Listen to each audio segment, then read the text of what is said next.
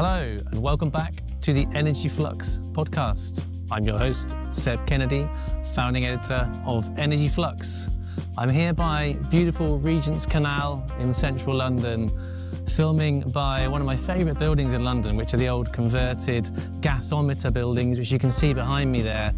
They were old town gas storage facilities which were converted into housing several years ago, and they just make for just the most wonderful kind of mix of architecture and energy infrastructure.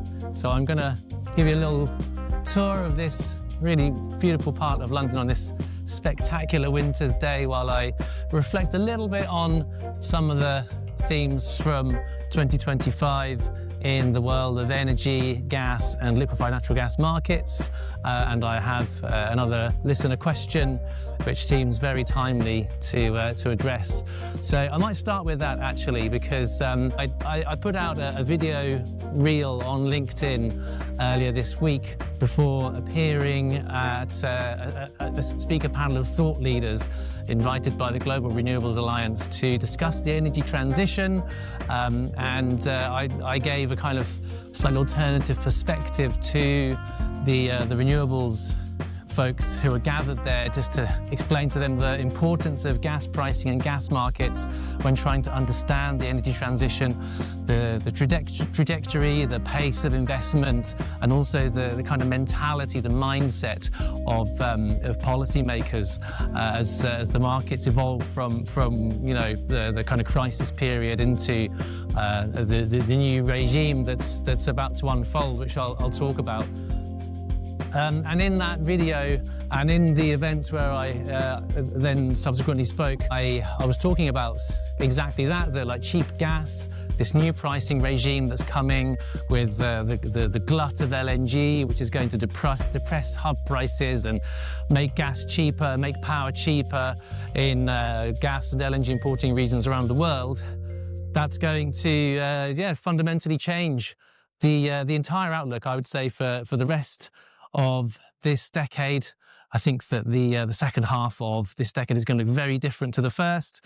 The energy crisis and scarcity pricing, that's all going into the rearview mirror fairly quickly, notwithstanding a kind of last winter spike in prices, which is kind of to be expected at this time of year as the cold weather bites. But the kind of macro trend is definitely downwards towards softer market pricing, lower spreads on the spark spread, and lower returns for storage facilities. I think that this is a challenge for the energy transition, because it really makes many investments more difficult in the energy transition space. If gas is cheap for those reasons, a heat pump becomes less cost effective compared to heating your home with gas, and electrification becomes less urgent a priority if sticking with gas is so much easier and straightforward and doesn't require upfront capital investment. But I had a question from Ben in London, who asked me, let me call up his question here. So, Seb, is there a counterfactual that suggests that falling marginal price of gas floats all boats, i.e. making the clean energy transition easier in the UK, or is that wishful thinking? And I mean, it's not wrong to imagine that, because there will be kind of edge cases where having cheaper gas and cheaper electricity will improve uptake of energy transition technologies and decarbonisation. So having cheaper electricity, it probably does assist with electrification in the kind of broadest general sense, because if electricity is cheaper, the cost of running an electric vehicle, for example, becomes cheaper. But I think those are really edge cases, because it's competing against diesel and gasoline, petrol, rather than against natural gas, because we don't really have gas-powered cars in use in Europe very broadly. But there's this other question around mindset, which I touched on earlier, which is that the policymakers, there are so many crises wherever you look. transatlantic relationships with the Trump administration, which are extremely fraught at the moment, particularly regarding the question of a Ukraine peace settlement, which is supposedly moving forwards and approaching something resembling a conclusion, but it's very hard to see that in reality as the drones and missiles keep raining down, and there was really no budge in the overall positioning of either side in that conflict. So this idea that, you know, kind of energy is an urgent priority, that we have to subsidize bills, that we have to somehow keep factories from shuttering their doors because energy costs are too high, those concerns are drifting away, and I think you're going to see this kind of mindset shift to a place where other priorities have space, because European economies have really been absolutely hammered by the energy crisis, and their policymakers have just been completely unable to think about anything else.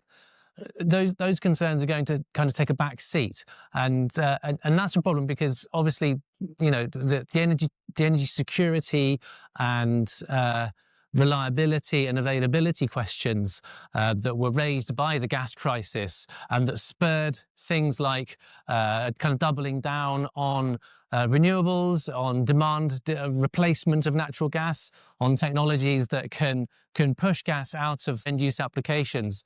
Those incentives are going to be dulled. They're going to be replaced by a sense of, well, you know, the energy thing is fixed now.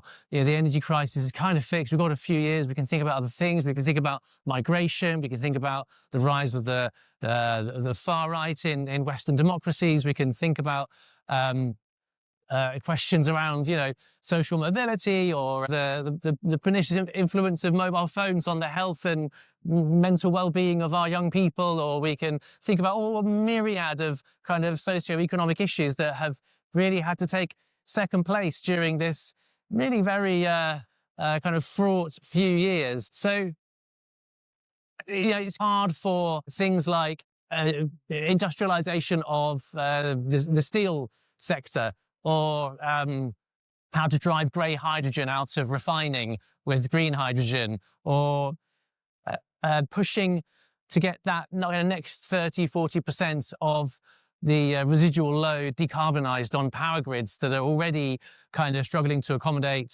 extra intermittent or non-dispatchable renewable resources. Like these things just seem like kind of like they're difficult. You have to kind of confront a lot of vested interests. There's a lot of infrastructure and technological resistance to achieving those. And when they're not an urgent priority, then they just kind of slip down the list of priorities, I'd say, in the way that they get treated. So it's this kind of perennial problem of, well, how do you fix the roof when the sun is shining? And that was the actual line I used when I spoke to the Global Renewables Alliance, and that got me thinking, well, if adversity is the mother of invention, then what is abundance? And I think that abundance is really the father of sort of path dependency. So to elaborate on that sense a bit, well, if you have abundance, then there's no real need to change path, because everything's going well and everything's fine. You know, if it ain't broke, don't fix it, as they say. So that's going to be a real challenge for those who are advocating for kind of swift energy transition progress in the next 5 years or so. Now, all of this kind of philosophy, if you like, it's all predicated on the idea that there will be cheaper gas prices, and there will be. That's a definite. But what's less clear, even at this stage, is, well, just how cheap will gas go? How much more affordable will power become as a result of the marginal gas generator becoming less expensive? And for how long? Basically, how long and how deep will the LNG glut be? That is very much an open question. And there are lots of kind of self-correcting market mechanisms that could ensure that the glut is perhaps not as deep as some people might think, and it lasts much less time. I mean, the number of gas and LNG industry executives who are quite blasé about this is pretty surprising. there's a very common view out there that there won't really be a glut at all. Still, even now, one of the reasons for that is that we're going to see fewer LNG projects built than many people really think. And the reason I say that is because we've already seen one large project, it's called the Lake Charles LNG project in Louisiana, that's been cancelled. The company that was developing it, Energy Transfer, they're like a very big energy infrastructure developer. They scrapped it. They basically said, look, we're not going to build this LNG project in Louisiana. The return on investment is just not there. It's not adequate. It's like, there's no point putting our capital into that. There are other projects, other places where there's a better return on investment. And they actually named natural gas pipeline projects that they have under development in the lower 48 states of America. And I think that is just such a telling development. It's really significant, because the whole kind of investment thesis in the gas world is being turned on its head. It always used to be the case that gas pipelines were really quite a boring investment. It's just like point-to-point distribution, midstream revenue. They're kind of low risk, low return, almost like utility style paybacks. It's not exciting place to put your capital, but it's like kind of guaranteed growth sector if you want that kind of risk profile. Whereas like an LNG project where you've got global arbitrage opportunities, you've got a Henry Hub cost-based gas, which is very cheap, and you're selling it into extremely expensive, premium-priced markets in Europe and Asia. There's hundreds of millions of dollars potentially of margin to be made on shipping liquefied natural gas that's produced at that low-cost base into those markets. And I think Energy Transfer is realizing that story of like massive margins to be made on LNG projects, it's just starting to fall apart a little bit. Now, don't get me wrong, there's still a lot of money to be made in LNG right now, shipping Henry Hub gas into Europe, but much less than there was. And the outlook, which is the most important thing, which is like, where is it going to be in the future when a lot of these projects that are still under development actually come online? Then the question is, well, where will margins be then at that time? And that's the really tricky question to answer, because the futures markets are pricing in further compression of spreads between the US Gulf Coast and Europe and Asia, which I've talked about many times, both on this podcast and other industry events. So that's really is, I think, weighing on minds. And Energy Transfer, they can see the writing on the wall, really. I think they understand that, the amount they can expect to make from it is going to be much lower than when they perhaps started the development phase of this project. Plus, the other aspect of this is that they would have to pre-sell the LNG into the market before they can take a final investment decision and get bank finance to cover the construction costs. And the bank asks, the bank requires that kind of revenue certainty. So you have to pre-sell up to sort of around about 80% is the target. So 80% of your production volume needs to be pre-sold under firm, binding, almost gold-plated sales and purchase agreements that binds the buyer to and makes them commit to paying for those volumes, whether they use them or not. And that's a really, really hard thing to do when all the buyers, all the big gas buyers around the world, they can see what everyone else can see, which is that the spot market is going to get very cheap. So why do you need to tether yourself to a 15 or 20-year sales and purchase agreement when you can just dip into the spot market and get cheap gas without the commitment? So I think Energy Transfer and many other LNG projects are going to run up against that reality, which is that, why would buyers commit and underwrite more liquefaction capacity when there's already arguably going to be too much? So that's that kind of attrition of projects, the failure of projects to be developed. That's going to kind of potentially crimp off the end of the LNG glut, maybe make the glut a little bit less long, less deep, if projects that are scheduled to come online around 29, 2030, 2031 don't actually materialize.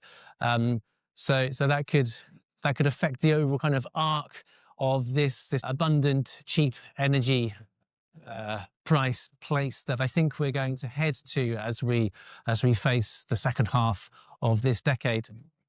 So bringing it back to the question about, well, does cheap energy really spell bad news for renewables? Well, I think if policymakers have learned anything from the last sort of 4 or 5 years, it's that this sector, the gas sector, which is so important to the benchmarking of energy transition investments, if they've learned one thing about the gas sector, it's that it is incredibly volatile. The one thing you want to be afraid of is kind of consensus in this space, because the minute there's a consensus, then the market goes and proves everybody wrong.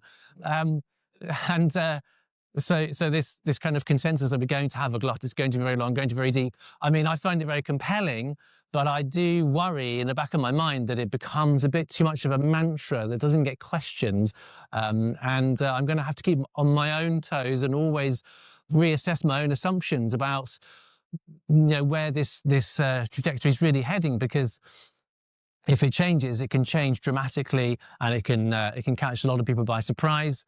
Obviously, Russia's invasion of Ukraine, that was a total black swan event, but you never know what's around the corner. The potential for these markets to whipsaw from feast to famine and back again is really unlike anything it's ever been in the past. So there's a kind of word of warning around that. The next crisis is never that far away. We might have 5 years or more of cheap energy, but the gas industry itself is already saying there's going to be a shortage of liquefied natural gas, that they see demand continue to rise, and nobody wants to invest in LNG infrastructure. Well, they won't want to once this current clutch of projects comes online, because the returns will be much lower than many people anticipated. So there'll be this kind of go from a structural surplus to a structural deficit in the early 2030s. Of course, they are saying that because they want to tell the story to get more investment into the supply side. But the argument that they are making is implicitly saying that you really need to get off gas demand. You need to lower gas demand, lower gas dependency, because its pendulum is only going to keep swinging from feast to famine. And so the urgent need to fix that roof while the sun is shining is more urgent than ever. And if we spend 5 years without thinking kind of strategically about the next phase, the next decade, particularly in like resource scarce parts of the world, like Northwest Europe, that is extremely dependent upon imports, if this region doesn't grasp the nettle on energy security while it can afford to, and change the kind of strategic positioning of key economic sectors to dial down that import reliance, then they will come to regret it when that pendulum does swing and the gas industry's own warnings of a deficit come true in the 2030s. So the next phase of this market might invite complacency, but it will punish complacency at the same time. So that's really the paradox that we are facing at the end of this tumultuous year in energy. Anyway, I'm going to wrap it up here. A final look at these glorious old converted gasometers. They really are quite the sight in this spectacular winter sun. I hope you enjoyed the tour. I hope you've enjoyed reading Energy Flux. If indeed you do, if you don't, then you can fix that. Go to www.energyflux.news, sign up for the free newsletter, check out the deep dives, the chart deck. It's the place where I analyse gas markets in forensic detail. And there's a huge amount of value there in front of the paywall and even more behind it for paid subscribers. So if you want to get a handle on gas markets, Energy Flux is the place to do it. It's truly independent newsletter, no advertising, no corporate sponsors. It's honest, unfiltered data and debate and grounded opinions about this fascinating market that is just so central to the entire global economy, really. And I think that this space really needs an independent voice. So if you support the project, you support this concept, then I would invite you to tell your friends and family and your colleagues about it. Sign up to Energy Flux, and if you can afford to, then take out a subscription to support the publication. A huge, huge thank you to everybody who has listened, who has read, who has shared, who's engaged, who's asked questions. A big thank you to the data providers who I frequently quote in the newsletter, without whom it wouldn't be possible to undertake a lot of my analysis. They are Kepler and Spark Commodities. They are fantastic data providers, so I do appreciate having access to those invaluable resources. And to everybody that has shared quotes with me on the record, off the record, background briefings, who have challenged me, have asked questions, made me change my own view of things as well. This is such a fast-moving space that you can't be too wedded to your ideologies. You've got to keep asking the question about where are we really going, and the answer is always different.